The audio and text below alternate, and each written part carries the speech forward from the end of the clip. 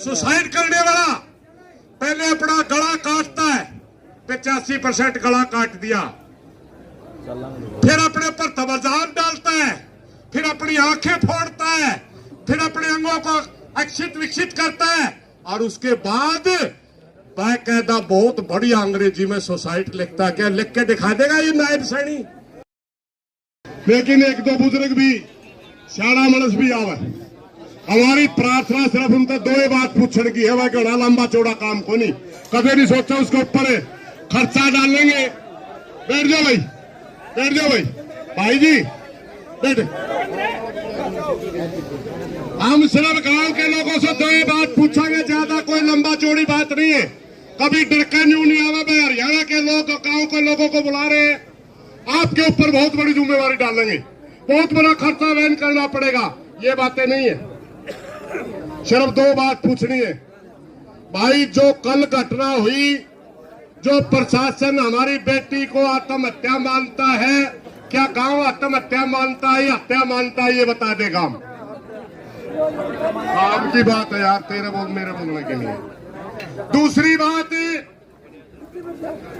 बात सिर्फ हम ये पूछना चाहेंगे कि अगर पूरा हरियाणा यहां आंदोलन लड़े तो गांव को कोई आपत्ति तो नहीं है, गांव को की कोई नाराजगी तो नहीं है? सिर्फ यही बात सब है।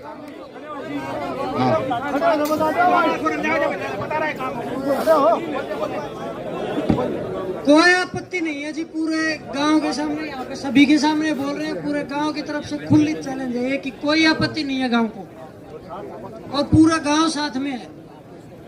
और कुछ जी ठीक है, मैं बैठ जाओ, कोई मौजूद आदमी और आ जाएगा फिर उसके लिए बात कर ला, क्योंकि इस किस्म के मोहल्लों में कुछ मौजूद आदमी। सरपंच ने बोल जी, गांव के सरपंच। हाँ, मैं जानता हूँ इसको, मैं यूं मन जाना, मैं इसमें जाऊंगा। बैठिए सरपंच ने बोलो है। एक मिनट बैठने देना, ओके, पानी पास दे। एक मिनट सुनियो भाई, आराइन बालका ने एक मिनट साइड में आने दो। एक बात करना चाहूंगा मैं जनता के।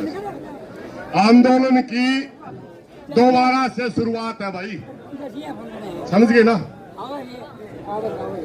और आंदोलनों की ये डिमांड होती है कि जहां से आंदोलन बिगड़ना शुरू हो वहीं से हम आंदोलन को बढ़ाने की शुरुआत करें। सबसे पहले पूरी पंचायत के सामने मैं दो चार बातें रखूंगा भाई, और आप पूरे होश हवास में बताना। न्यू नहीं कि भाई एक ने हाथ खड़ा कर दिया, दूसरे ने भी हाथ खड़ा कर दिया, तीसरे ने भी, समझ में नहीं आवा तो नाट भी सको। कल जो प्रशासन की तरफ से बयान आया, क्या ये पंचायत उस बयान को जायज मानती है, नाजायज मानती है? नाजायज मानती है ना, क्योंकि अब सुनते में सीआईडी वाले भाई भी सुनते होंगे नाजायज क्यों मानने हैं, मानने आड़े पाया करे, क्योंकि उनकी ड्यूटी है। अपने आकाओं के पास बात भेज दो, हम नाजायज क्यों मानते हैं, कारण भी होगा। हमारी बेटी के साथ जो घटना हुई उसका एक पोस्टमार्टम होता है भिवानी के अंदर, और भिवानी के पोस्टमार्टम के अंदर सोशल मीडिया में कमेटी के लोगों के ही बयान चलते हैं कि 85% हमारी बेटी का गला काटा गया था, मात्र 15% बच रहा था। यही चला था ना? गला काटने के बाद ये बात चली कि उनके ऊपर तेजाब फेंकी गई थी, यही आई थी ना? तीसरी बात चली थी कि उनके गुप्त अंगों के साथ भी छेड़छाड़ की गई थी, उनकी बच्चादानी गायब थी, ये भी चली थी ना?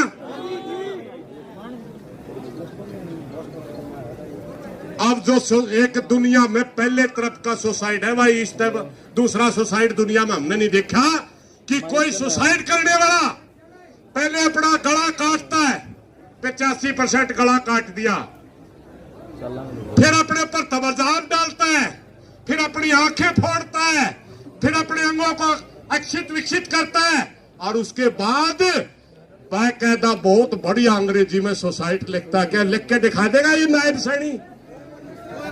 एक अक्षर लिख के दिखा देगी सरकार? ये सवाल बढ़ता है, नहीं बढ़ता हो तो बताए। ये सवाल का जवाब चाहिए, हमें इस सवाल का जवाब चाहिए कि ये पहले आपने झूठ बोली या बाद में आपने झूठ बोली। दूसरी बात सुन लो भाई, कमेटी ने कहा, पहली बात कमेटी ने कहा, दूसरी बात भी कमेटी ने करी। तीसरा एक बयान आया भाई, डॉक्टर का बयान आ रहा है रोहतक से, पीजीआई से डॉक्टर मित्तल का बयान आ रहा है। डॉक्टर मित्तल ये कहता है कि इनके साथ इनके किसी भी अंग में सीमन नहीं पाए गए, बलात्कार नहीं हुआ। भिवानी का डॉक्टर सच बोलता है या रोहतक का सच बोलता है, हमें नहीं पता। इनकी डेड बॉडी को आवारा पशुओं ने खाया है, तेजधार हथियार का इस्तेमाल नहीं हुआ।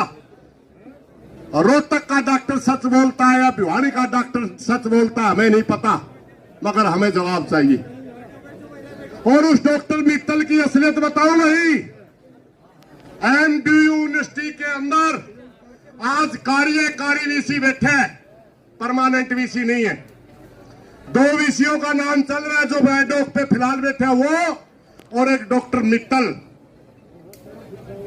हमारी बेटी का गलत मेडिकल रिपोर्ट देके डॉक्टर मित्तल को अगर वीसी की कुर्सी मिल जाए तो हमारी बेटी को न्याय तो नहीं मिला भाई।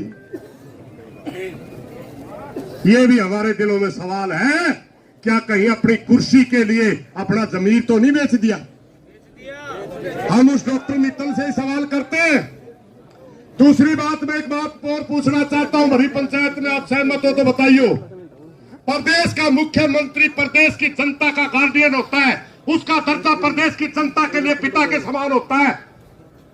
हमारा ये आंदोलन 7 और 8 दिन से चल रहा है, हम जवाब मांग रहे हैं कि हमारी बेटी का कातिल कौन है, हमारी बेटी के साथ ये बर्बरता किसने की है। प्रदेश के मुख्यमंत्री का बयान नहीं आया। प्रदेश उस पार्टी का, जिस पार्टी का शासन है, उस पार्टी का प्रदेश अध्यक्ष कहता है कि मुलजिम पकड़े जा चुके हैं। मोहनलाल बड़ोली जी बताए वो मुलजिम कौन है, बताए तो सही। प्रदेश अध्यक्ष आप उस पार्टी के, बताइए कौन है। आप झूठ बोल रहे हैं या आपके अधिकारी झूठ बोल रहे हैं। प्रदेश का भारतीय जनता पार्टी का शासन है, उसकी सबसे बड़ी कुर्सी पर बैठा प्रदेश अध्यक्ष जब ये कहता है कि उसके मुलजिम पकड़े जा चुके हैं, डीसी एसपी झूठ बोल रहे हैं या मोहनलाल बड़ोली झूठ बोल रहा है, हमें जवाब चाहिए। और इन सभी सवालों का जवाब कौन दे जो प्रदेश की सबसे बड़ी कुर्सी पर बैठा है? उसका नाम है नायब सिंह सैनी। हमारी प्रार्थना, ये प्रदेश की जनता आपसे सवाल पूछती है, ये प्रदेश की जनता आपसे सवाल पूछती है कि सबसे पहले भिवानी के अंदर पोस्टमार्टम होता है, पोस्टमार्टम में डॉक्टर कहते हैं कि इस लड़की का तेजधार हथियार से गला काटा गया। क्या आप इस बात को मानते हो या डॉक्टर मित्तल कह रहे हैं कि इसकी मौत जहर से हुई, उस बात को मानते हो? नायब सिंह सैनी इस बात का जवाब दे। आपका हक बनता है अपनी जनता के बीच में सवालों का जवाब देने का। मस्करापन तो आप खूब कर लेंगे, चुटकुले सुना देंगे, मजाक कर लेंगे, मगर आज समय है अपना आपने नेतृत्व दिखाने का। आज समय है कि आपको यह साबित करने का कि आप कितने मेच्योर पॉलिटिशियन हैं। आपको समय है कि आप छत्तीस बिरादरी के नेता हैं या थोपे हुए नेता हैं। ये टेस्ट आपका है। और मेरी नायब सिंह सैनी से भरी पंचायत में माइक से ये प्रार्थना भी है, गला पिछलंगू ना बना भाई, सच्चाई बोलते तना सारी बातें का मेरा पिछलंगू ना बने। किसी कोई भिवानी का नेता आपको अगर उंगलियों पर नचा रहा है, नाचना छोड़ दे, वरना इतिहास के अंदर आपका गद्दार मुख्यमंत्रियों में नाम आएगा। और अगर आप अपनी इच्छा शक्ति से किसी के दबाव में न आकर के सीधे कहेंगे कि हाँ फलाना आदमी की गर्दन इतनी मोटी थी जो पुलिस प्रशासन का फंदा उन तक पहुंच नहीं पाया। कौन आदमी है जिसकी गर्दन इतनी मोटी है जो पुलिस उसको पकड़ नहीं सकती, उसको फांसी का फंदे तक पहुंचा नहीं सकती? ये भी सवाल प्रदेश की जनता पूछना चाहती है। भाइयों, इन्हीं सवालों के साथ मेरी एक प्रार्थना है, जो नौजवान साथी यहाँ आए गांव के, बहुत बढ़िया दो बात याद रखियो भाई। एक भाई बोल रहा हम सुना फिर उठ उठ कर चल पड़ा। लाखों की सेना बिना अनुशासन के हार जाया करती और अनुशासन में छोटी सेनाएं भी जीत जाया करती हैं। सबसे पहले तो प्रशासन के अधिकारियों से हमारी प्रार्थना है, डीसीएसपी से भी, आप जबरदस्ती दाग लगाने की कोशिश ना करें, दाह संस्कार करने की कोशिश ना करें। यहां पंचायत में हो सकता है आपको दबाव में आपने कोई गलती कर दी हो।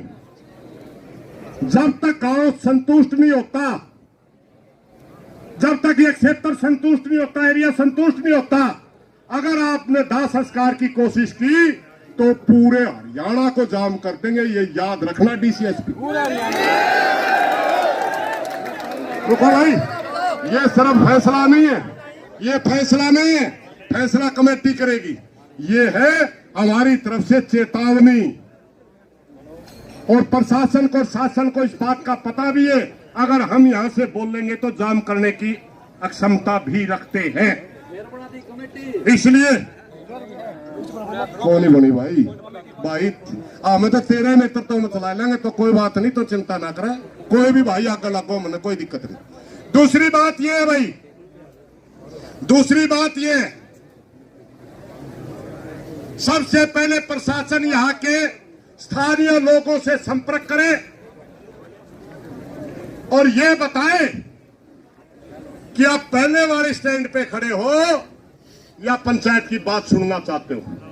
क्योंकि पंचायत ये चाहती है, हमारे एक साथी ने सुझाव रखा था, हमने तो नहीं रखा अब तक, ना कमेटी में पास हुआ, दोबारा पास होगा तो हम अपनी डिमांड भी रखेंगे, मगर जब प्रशासन डिमांड मांगेगा तब देवांगे, वरना हम अपनी कमेटी में अनाउंस कर देंगे। मगर ये गलती ना करे कि जनता की सहमति के बगैर आप दाह संस्कार कर दोगे। ये गलती अगर आपने की तो आप आंदोलन को बढ़ाने के दोषी होंगे। धन्यवाद साहब।